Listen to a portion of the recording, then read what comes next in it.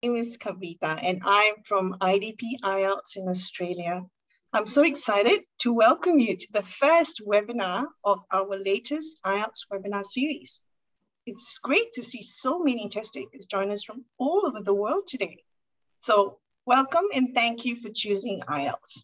I'm happy to also inform you that we have IELTS expert Don Oliver presenting an introduction to IELTS tonight. He will take you through the basics of IELTS, aiming to teach you everything you need to know about the test. We will end the webinar with a short Q&A session. So if you're joining via Zoom, please submit your questions in the Q&A box. And if you're joining us via Facebook, please leave your comments for Don and we'll try to answer as many as we can today. The Facebook recording of today's session will be available after this, so you can catch back on anything you may have missed. Without further ado, Don, take it away. Thanks very much, KD. Lovely to see you again. And welcome to everybody who has joined us today for this introduction to IELTS. How to succeed at IELTS. Now, I can't tell you everything, but I can tell you as much as I possibly can in the short time that we have. As Katie said, this is an introduction, really. And I'm going to tell you some of the basics about IELTS, but I think some of the most important things about IELTS. What is IELTS? We're going to look at that in some detail. IELTS has a big reputation. It has a great standing in the whole world, and I'll explain to you why that is. I'll explain the format of the test, what the test looks like, and we'll finish up by suggesting a few preparation tools, how you can do your best in the IELTS test. So what is IELTS? Well, it's all in the name. International is the first word in IELTS, and that means that it's not just a test from the UK, it's not just a test from Australia, but it's a test where the items are written maybe in the UK, maybe in Australia, maybe in America, maybe in New Zealand or Canada. The people who will be examining are in all of those countries too, and you will hear accents from those countries as well. So start practicing now. Practice listening to a variety of English accents. It's a system for testing English, and we don't give you a pass or a fail, we give you a score. And I'll go into that in some detail.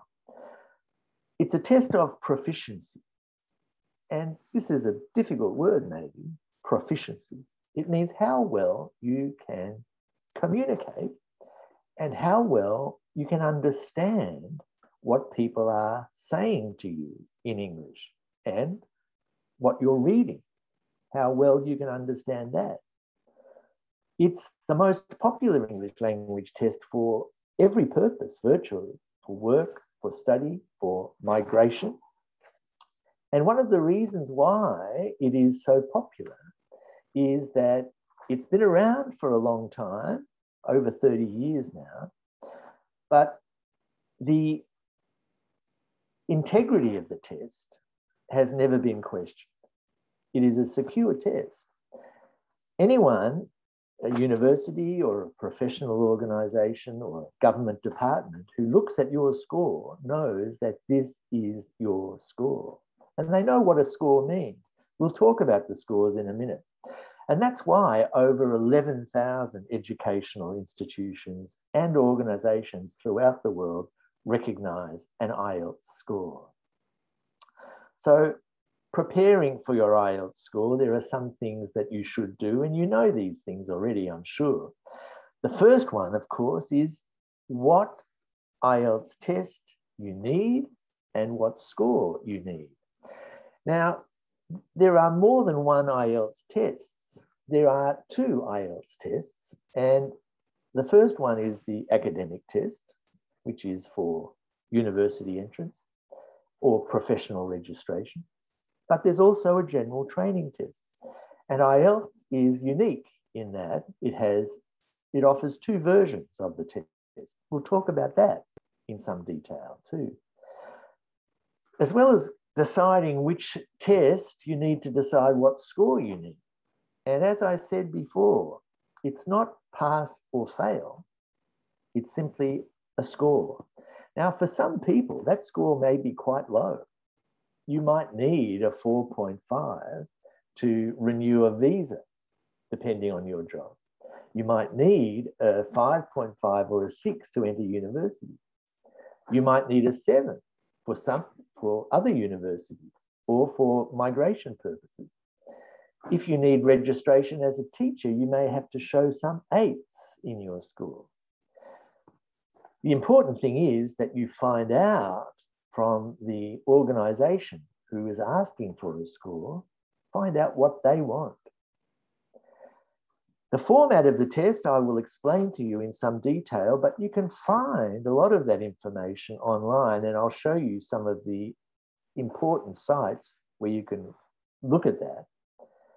And preparing for the test is not just doing practice tests, it's really improving your level of English. And that's something that you should do and can do every day. Finally, when you think you're ready, book a test date, and we'll talk about that as well. Okay, all of those things are important.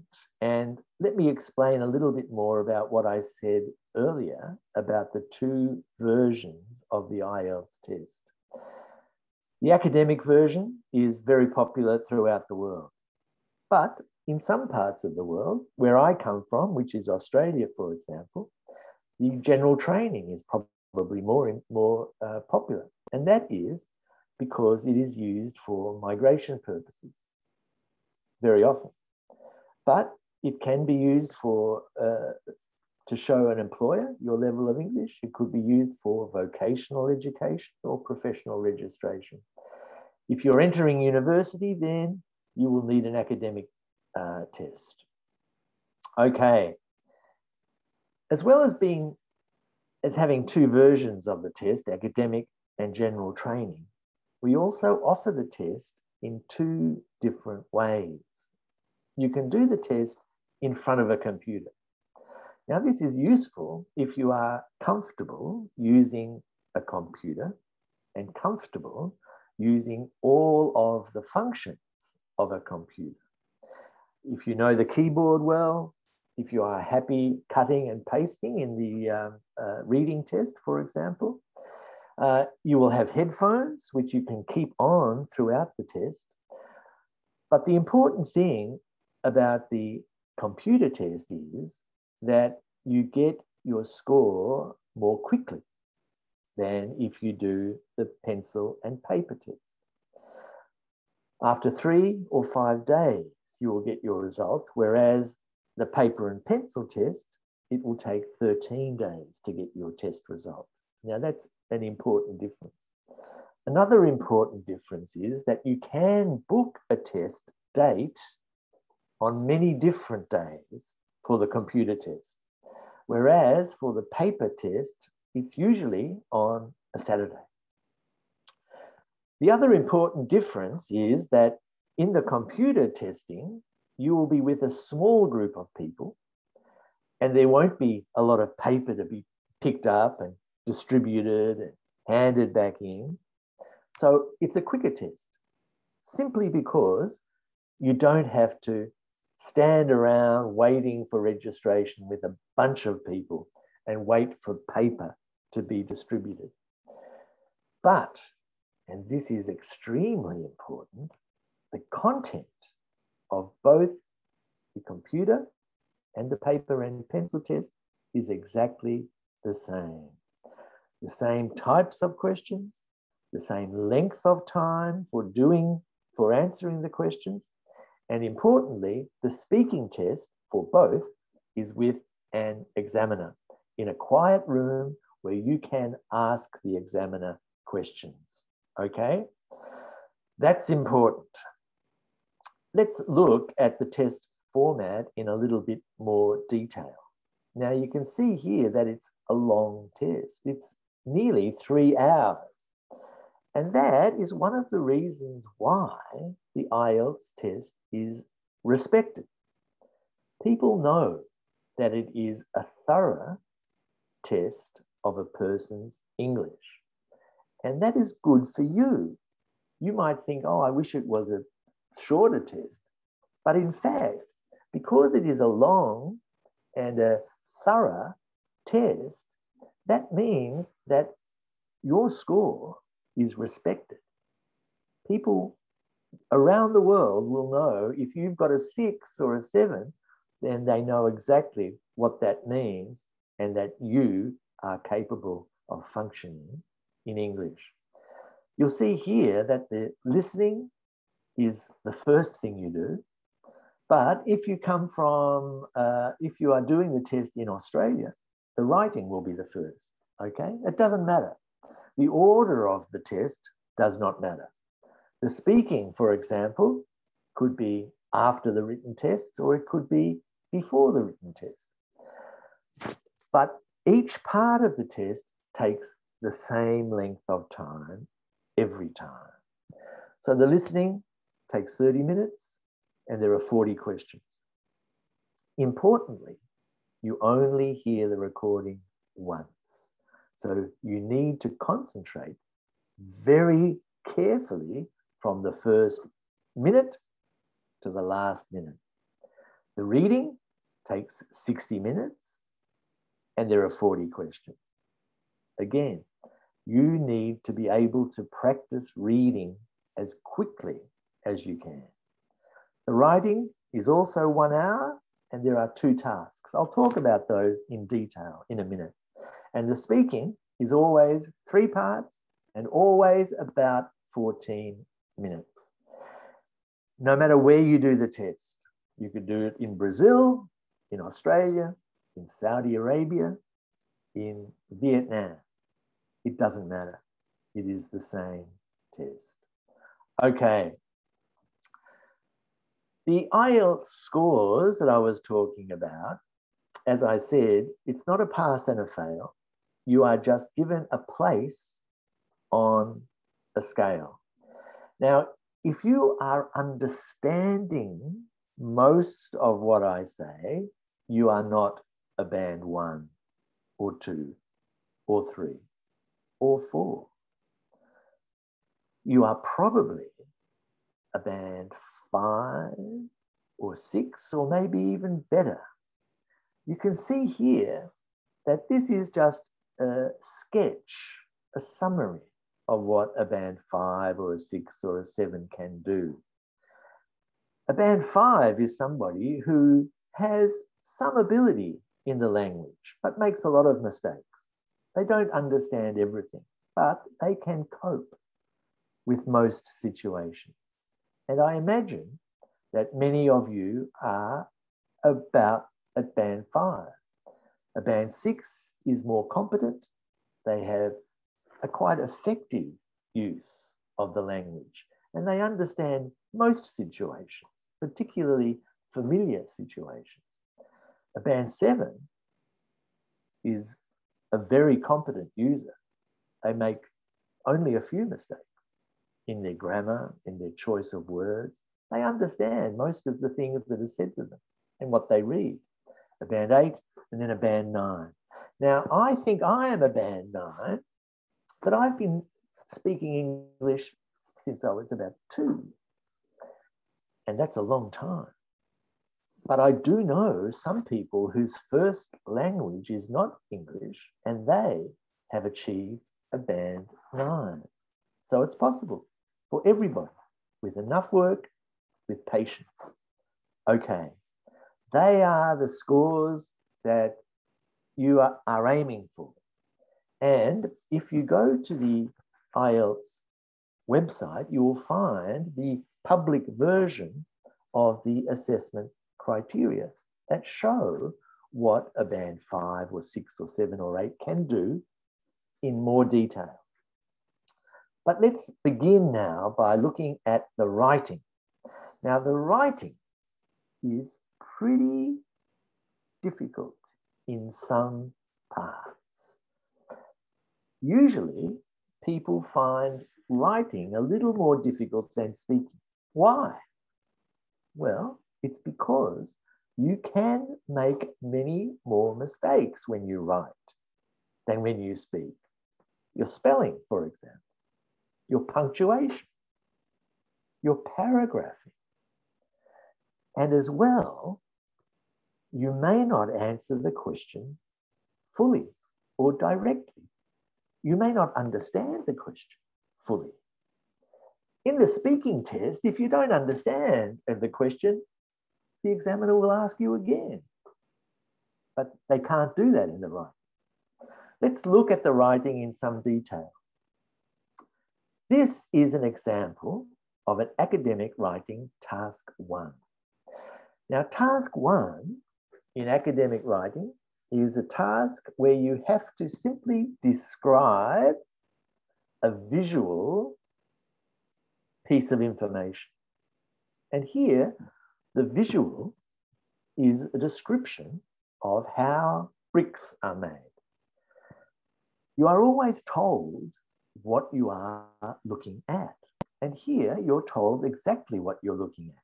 The diagram below shows the process by which bricks are manufactured for the building industry. And you look at that and you think, okay, I understand these things. They're doing something with clay, they're transforming it, they're adding something, sand and water, they're forming it, they're heating it, they're drying it, they're packaging it. Oh, that's simple. And it is fairly simple. Practice looking at diagrams such as that, and that will be good practice for this type of academic task 1 task. The other academic task 1 task, which is very common, is to look at graphs, data, to look at charts, to look at pie charts, line graphs, tables of figures. When you see those in a newspaper or in your textbook, for example, think about how you would describe that information. Remember, it's all about describing. You don't have to explain it. There are some very good model answers to this task on our website, and I'll show you where to go later on. You have 20 minutes to do this, and you should write 150 words. The other task you have to do is a longer task. That is task 2. Now, in task 2, you are always asked to give your opinion about something. And always, you are given, first of all, a statement. Here, the statement is quite simple. The statement says, university graduates can earn more than less educated, well-educated members of the community. So it's fair for them to pay the full cost of their own studies. Okay, that's an issue that people talk about. In your country, in my country, the cost of a university education and who should pay. So you've probably got some ideas about this. But remember, you're asked a specific question now. And the specific question here is, do you agree or not? To what extent do you agree or disagree with this statement? Okay, remember that. You need to actually address that question. So you say, I agree, or I completely disagree, or I partly agree. Wealthy students should pay, but poor students should not. Give your opinion, state your position. This is important in task 2 writing. Sometimes there are more difficult tasks.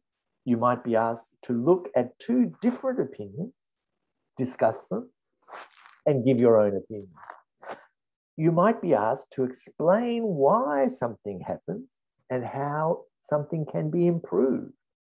Look at the task carefully and answer the task directly. You have 40 minutes to write this essay because it's 250 words. It's a longer essay. It's worth twice the marks of a task 1. Okay, that's academic. Now, general training writing is a little bit different. It's very different in task 1 because the task 1 in general training is to write a letter. You have the same length of time, 60 minutes. You have 20 minutes for task 1, 40 minutes for task 2. But in task 1 general training, you need to write a letter. And they will tell you a situation and you need to respond to that situation. It says here that you can use British or American spellings, and that's very true. Remember what I said? It's an international English language test. And in fact, where I come from, Australia, a lot of Australians mix English spelling with American spelling. Not a problem. Let's look at a task for general training task 1. And this is a very typical task. You are always told what the situation is. And here it says you have heard about plans to build new apartments in a public park near your home. You want to give your opinion about this. Always you are given a situation, but please understand the situation. Spend a couple of minutes looking at this very carefully. Don't just start writing without fully understanding what you have to do. And you have to write a letter to the editor of your local newspaper, a formal letter. You do not know this person. You have to be polite and formal. And you have to cover 3 points. How did you learn about the plan? My friend told me. Say what you think of the park. We love the park. Give your opinion of the plans for the apartment. I don't mind. People have to live somewhere. That's a good answer. Always remember to start your letter in the way that we suggest. Here, dear sir or madam, because it's a formal letter. Sometimes it's an informal letter. You're writing to your friend and you will start that letter, dear Ali, dear Wing. You make up the name. In task 2 in the general training, it's very similar to the academic. The academic task 2 is asking for an opinion about a subject which is maybe a little bit more academic. And general training task 2 is asking for an opinion which is maybe a little bit less academic. In this case, it's about people eating different types of food and not getting enough exercise. Here, your task is to give causes for the problem and give solutions to these problems. In fact, this task is more difficult in some ways than the academic task 2, because here it's not just I agree or disagree. It's there's a cause for eating unhealthy food. There is a cause of taking less exercise. There is a solution to the eating problem, and there is a solution to the exercise problem. You're doing 4 things in this essay. 250 words and 40 minutes. Always check your writing at the end, in case you made a few little mistakes. Okay, that's writing. Let's look at reading now. Now, the reading in academic and general training are different as well. The reading in both is 60 minutes, and there are 3 sections and 40 questions. But the academic reading is looking at 3 passages which are about 900 words each, which is about 1 page of a news magazine? Have you read Time magazine or Newsweek? Or have you read New Scientist magazine? Do this because they are good examples of a passage in an academic reading test, about 900 words, similar type of subjects. You don't have to have special knowledge. These are subjects of general interest. But you need to be able to practice reading them as quickly as you can because you only have 1 hour to answer 40 questions. In the general training, you have the same amount of words, which is about 2,500 words to read, but you have shorter passages. You might have 6 passages, but they will be things like a group of advertisements or a group of instructions or rules. Some of them will be related to your work, safety rules in your job, how to exit the building, for example. Practice looking at those things wherever you are in English, brochures from the supermarket, rules are on the wall in your workplace. If you have those things in English, that is very good practice for general training reading. Okay. The important thing about the reading test is we give you a lot of words and not much time. That's how we know you are able to read efficiently. And you need to practice reading efficiently. Because you have so many words, you need to choose what you're going to read. And in order to choose efficiently, you need to practice skimming and scanning. Skimming is what you do now when you're reading a newspaper in your own language. You look at the front page, you don't read every word. You quickly read the headlines, you look at the pictures, you look at the first sentence in a paragraph, you look at the first paragraph and the last paragraph. It gives you an idea of what it's about. Do I want to read that? No. But I do want to read that. That's skimming. Now you know how to do it in your first language. Practice doing it in English. It means focusing on the start of paragraphs, the headings, the pictures, the final paragraph, because that will sum something up. Do those things, and that will help you with this skill. The other skill is scanning, and that means you look at the questions that you have to answer in the IELTS reading test and figure out what are the key words that I'm looking for. Am I looking for a date? Am I looking for a place? Am I looking for a person? Am I looking for a comparison? More than, less than? Finding a key word will really help you focus on where the answer is. And a tip, the answers in most cases come in the same order as the questions in IELTS. Not always, but in most cases. So if you find the answer to question 23 in the passage, the answer to question 24 will be a little bit after that, not before it. And finally, you do need to read for detail. And that's something that you can also practice. It means working out the tense.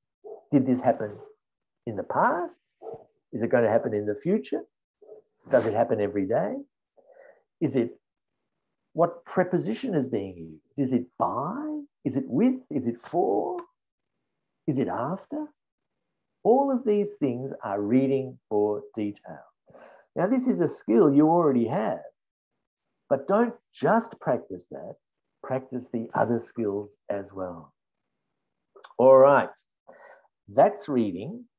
But let me, before we finish with reading, let me just remind you that there are different question types in IELTS, and that's one of the reasons why IELTS is respected. It's not just multiple choice, A, B, or C. It's a bunch of different types of questions which thoroughly test your ability to understand what you read. Do you see these different types of questions? Multiple choice, identifying, matching, completion, short answer. Some of them have that little star next to them, the asterisk, multiple choice, identifying, short answer. That means that the answers come in the same order as the question.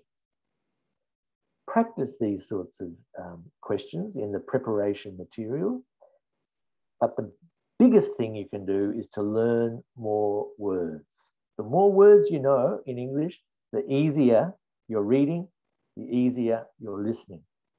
Okay, let's move on now to listening. I don't know what that guy's listening to, but he's very happy. You should be listening to English on your iPhone, on your iPad, or whatever it is that you listen to things on. Even if you don't understand everything, it will help you pick up little things all the time.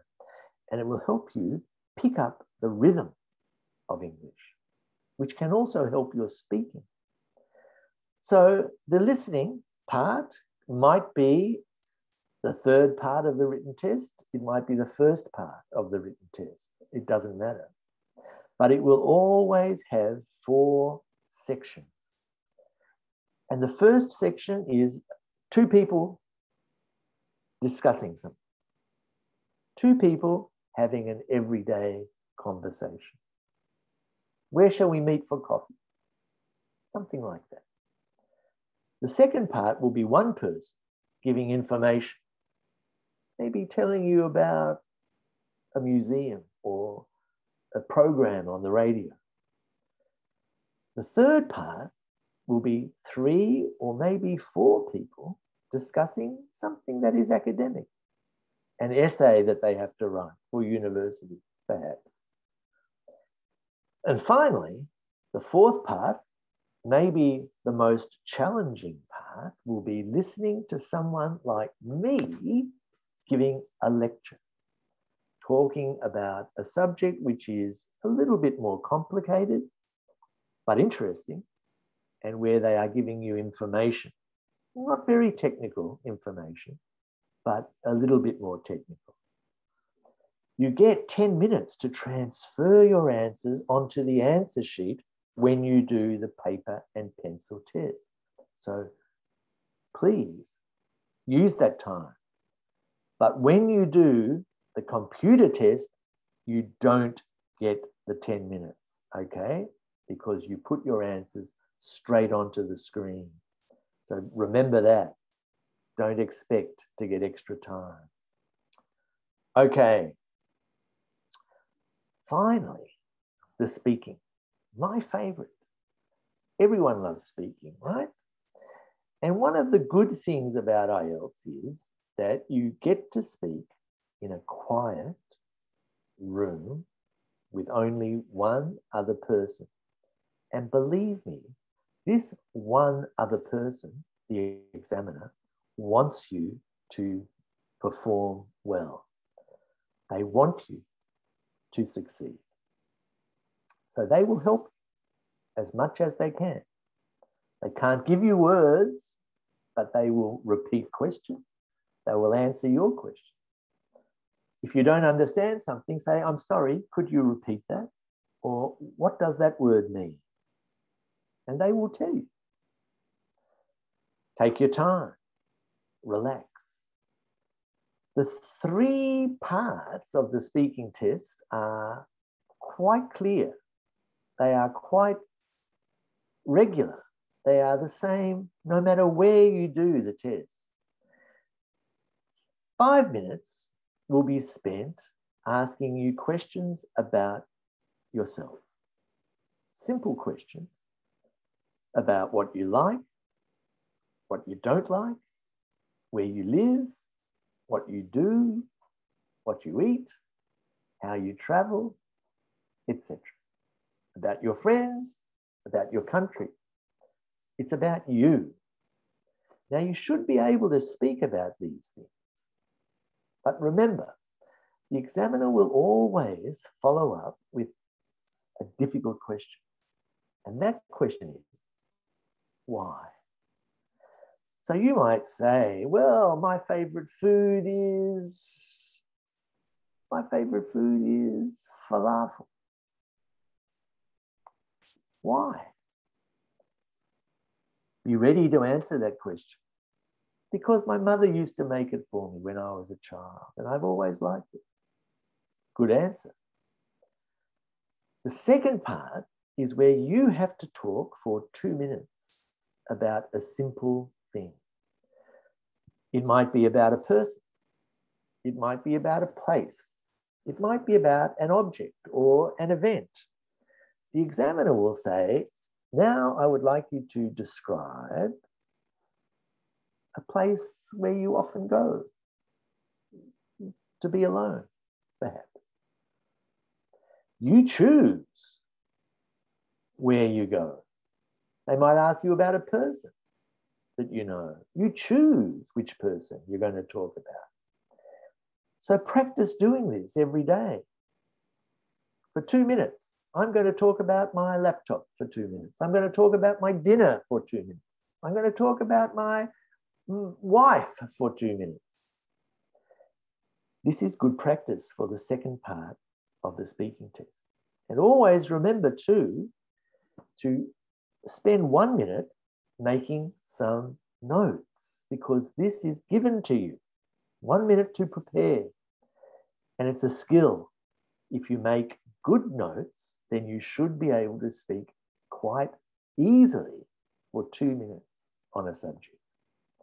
And finally, the examiner will ask to discuss in general terms a topic.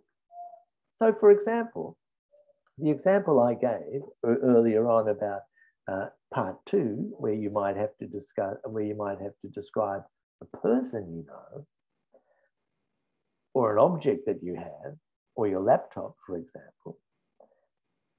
In part 3, the examiner will say, well, we've been talking about your laptop. Now let's talk about technology or information, etc. Now, this is probably the more difficult part of the test, because you have to speak with some sophistication. That means not just simple words, not just simple structures, but you need to be able to talk about what will happen in the future. You need to be able to say whether something is good or bad, or whether something should change, or if something didn't change, what would happen then. Practice doing this. Practice discussing issues with your friends, the environment, education, the health system in your country, the traffic in your city. These are important subjects, and that's what part 3 is about. Okay. All of those things are important, and so you need to prepare for them. Now, IELTS can give you some support in preparing. There are some very useful writing tips that you can find in video form, speaking tips also, videos. We can give you some speaking test samples. If you go to our official YouTube site, you will see what a band 4 or 5 or 6 or 7 or 8 or 9 look like. You can practice doing the computer delivered test. There will be tutorials for those things. You can look at some of the past webinars where you'll see me and a bunch of other people giving good advice about IELTS, and also look at how other introductions to IELTS, and also tips about improving. That's at the youtube.com website, and you will find the IELTS Essentials tag there. There's another important promotion, which is very useful. It's the IELTS Macquarie Preparation Course. Now, I have looked at this very carefully, and it is a very thorough, comprehensive, complete description of the test with exercises about improving your performance in the test. So you get this for free when you book a test. So take advantage of that. Maybe book the test sometime before you're actually going to do the test, so you get full advantage with this preparation course. Okay, there's another important thing that you can access, and that is the IELTS Progress Check. Now, it's much cheaper than a real IELTS test, and the result you get is not official, but it will give you a good idea of where you are. If you want to get a 6 or a 7, for example, in the real IELTS test, and you do this progress check, and you're getting about a 6, well, you should feel confident about doing the real test. But if you're only getting a 4 or a 5 in this, well, that's okay, but you need to practice a little bit more. You're able to practice all 4 parts of the test, and you will receive a score for all 4 parts. And it's not just the bloke down the road marking this. These are IELTS experts, so their advice you can trust. You will receive official detailed feedback about both the academic and the general training test. Other things that we can share with you are the at the official IDP IELTS one-stop shop, IELTS Prepare. The link is there at the bottom of the screen. Remember that. Go to it and you'll find a lot of different things. Some of the things that I talked about already, but other things as well. You'll also be able to look at things like our Facebook page and other things like that, which I'll get to in a moment. But I'd like to finish up rather quickly now and just remind you that learning a language is not done quickly. So be realistic. You've already done hundreds of hours of study of English because you understand most of what I'm saying. You might need to do hundreds more before you get the score you want. But that's okay. It takes a long time to learn a language well. So push yourself. But one thing you do know with IELTS is that it is a fair test of your English. And because it's a big test of your English, anything that you learn in English, it might be a phrase from a song, it might be something in a podcast, it might be from a YouTube video, that will help you improve your performance in IELTS, because that is what IELTS is all about. As I said before, there is a Facebook page you can go to where lots of questions have been answered and where you can ask questions. TikTok as well. We can also find lots of support on YouTube, as I've already said, and practical tips at IELTS.idp.com.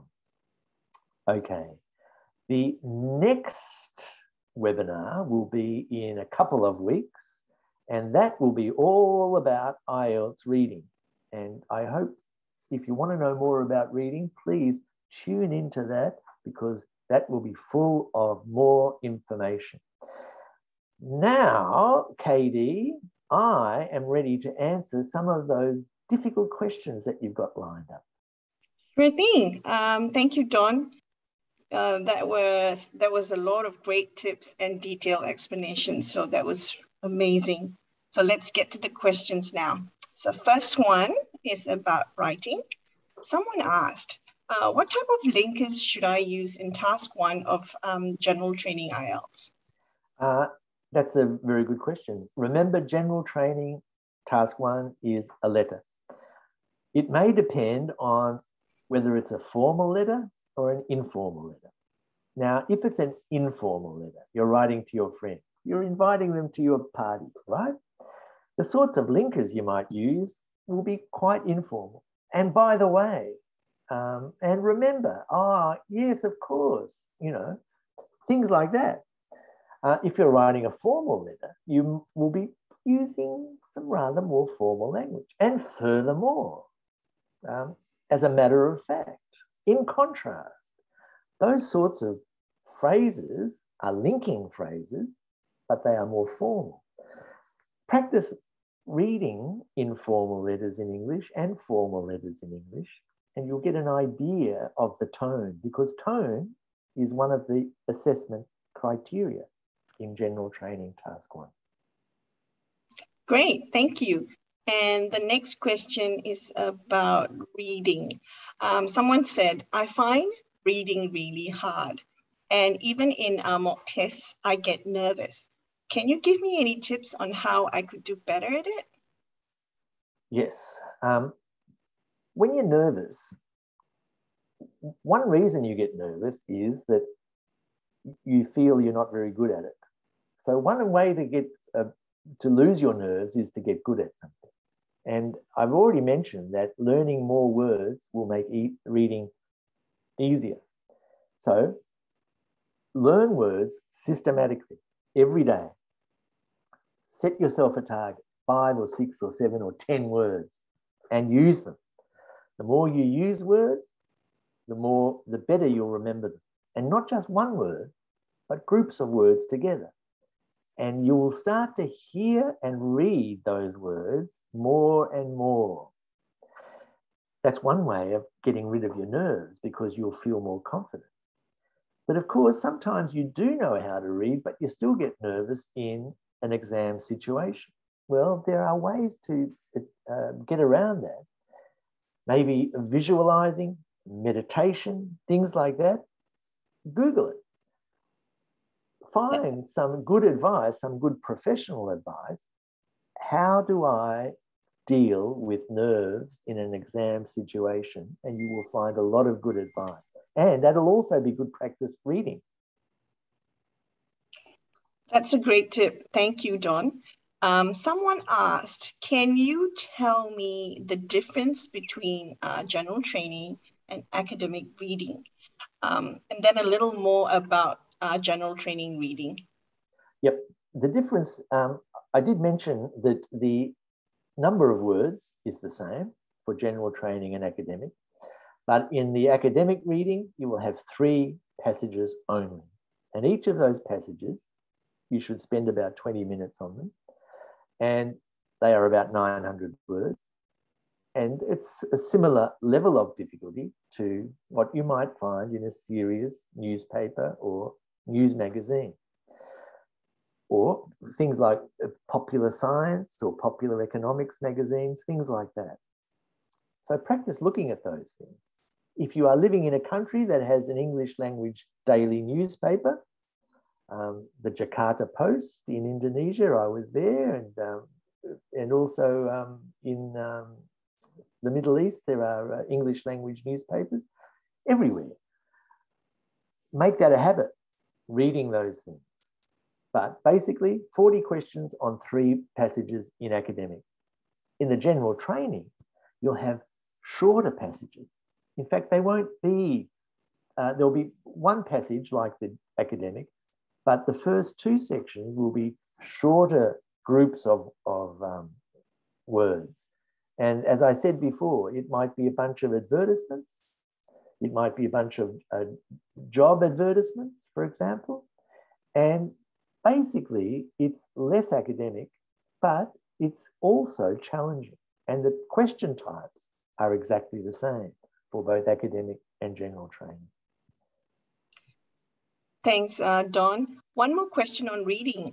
Someone asked, can we use capital or lowercase T for true and capital or lowercase f for false? That's a good question. And the answer is yes and yes. A capitalization is not assessed in your reading answers or in your listening answers. So even if it's a proper noun, a person's name, you can use lowercase. If it's true, you can put capital T or lowercase t. But be careful that your lowercase t looks like a T and not an F, right? This is important. Be very careful that it's clear what you're writing. Thank you. Let's take a look at the next question. All righty. Okay, someone asked, do we have to be casual or formal during a speaking test? There is a lot of scope for being as formal as you like or being pretty casual. Your examiners are experienced teachers who have taught a lot. They have probably lived and worked in many foreign countries, speak other languages as well. They know the custom in the language in the country where you live, and they are quite comfortable in most English-speaking countries with a lot of informality. English language culture is pretty informal. So you can talk to your boss using their first name in Australia, in America, places like that. So they're quite comfortable with informality. But don't be rude and don't use swear words, right? And don't use too many slang words. I would recommend you go somewhere in the middle between very formal and very informal. That's a great tip, Don. Thank you. Okay, a few people have asked some practical tips about reading passages, how they can read it a bit quicker. Any advice from you, Don? Well, the things that I mentioned earlier on are skimming, that is practicing reading a whole page in a minute. Now that sounds impossible, but in fact it's something that you can do. You won't understand everything, but you'll get an idea of the way things are organized on that page and where the main information might be and what the general gist, that means the basic idea, is. Scanning, looking at the questions first and finding a key word, the date, the place, the person, the time, etc. Those are skills that you can practice and they will help you become more efficient as a reader.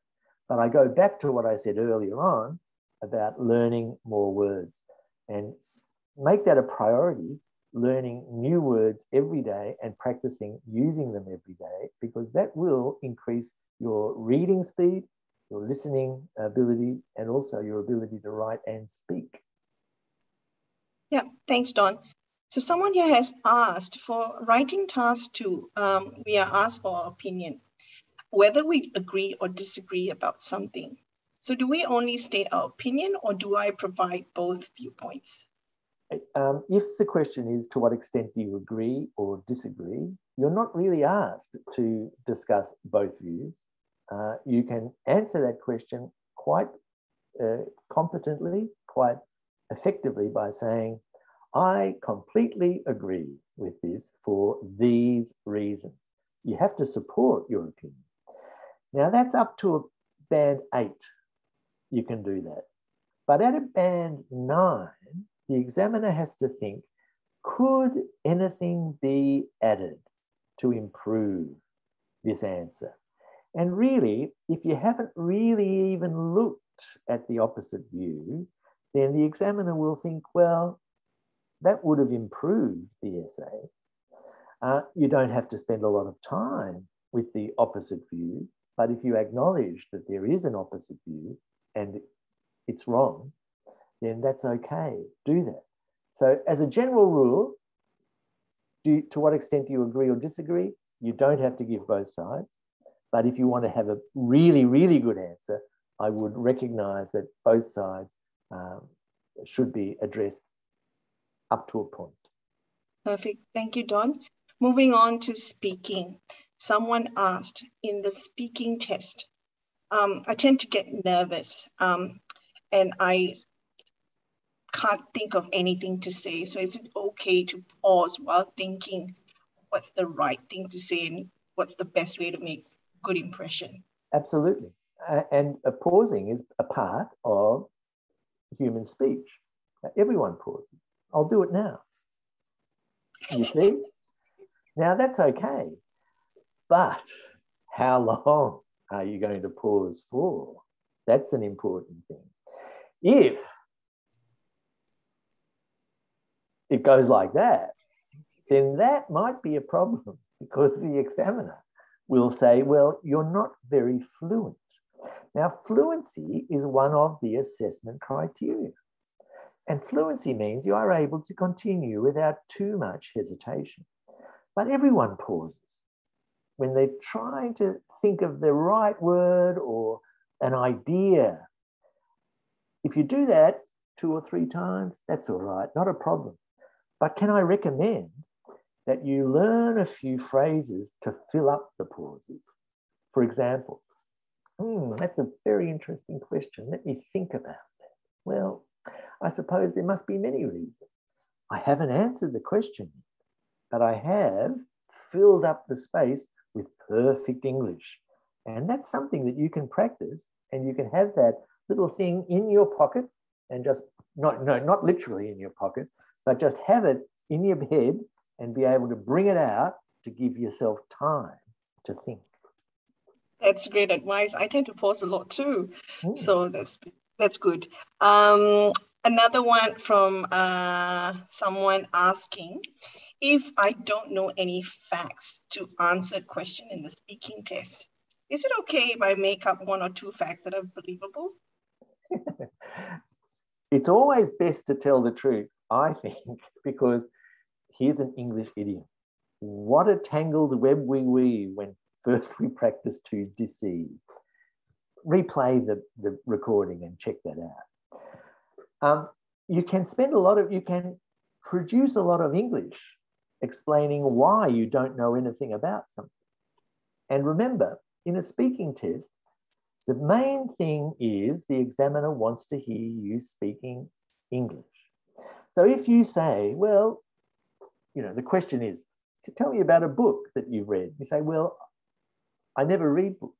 I find them boring. I like to read manga and also watch YouTube videos. That's fine. I've produced some beautiful English there and have said nothing about books because I don't know anything about books. So I think that that's probably the best policy. Instead of saying, oh, yes, there was this book that I read. It's difficult to make up stuff like that. Sure thing. Thank you so much. Next one. Would the examiner ask us any questions in part 2 of the speaking? I heard some do and some do not. That's true. Some do and some do not. But it's only one question. And it's at the end of your 2 minutes. So at the end of your 2 minutes, the examiner can, but doesn't have to, ask you a rounding off question. So you've been talking about someone you know and like, and the examiner might say, do other people like this person?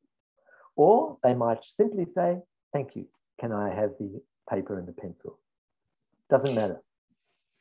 Cool, thank you. We've got a lot of questions coming from Facebook and Zoom. Let's see if I can find another one. Oh, this is a cool one. What about putting emphasis on the wrong syllable, like pronouncing emphasis on the wrong syllable? That's right, very good. That is a problem because one of the assessment criteria is pronunciation. And part of the assessment of pronunciation is that you can stress the correct syllable in a word and the correct word in a sentence and use intonation to express meaning or emotion. You go up or you go down. So if you do say emphasis, then that is a problem because it's not clear what word you're saying. And if you have a problem with emphasizing the right syllable, practice those words. And when you learn a word, make a mark under the syllable that is stressed. So don't just write down the English word, write down the English word and a little mark where the emphasis goes. Thank you, Don. And one last question before we wrap up. Would using American or British spelling pose an issue? More importantly, using both same essay? It's very unlikely that you would spell the same word in two different ways in an essay. That's unlikely. But if you have an American spelling for one word and a British spelling for another word, not a problem. Why? Because I do that sometimes too. In Australia, we do that. The Labor Party in Australia, L-A-B-O-R. In the Labor Party in England is L-A-B-O-U-R. But we write the word realise, I-S-E, instead of I-Z-E. So we mix them up. It's perfectly okay. Well done, Don. That wraps our session for this evening. Thank you for joining us for today's masterclass. We truly appreciate your time. And thank you to everyone who joined us tonight and asked a question. If we didn't get a chance to answer any of your questions, make sure to message us directly and we'll answer it. So have a great day, everyone. Okay. Thank you, Katie. Thank you, everybody.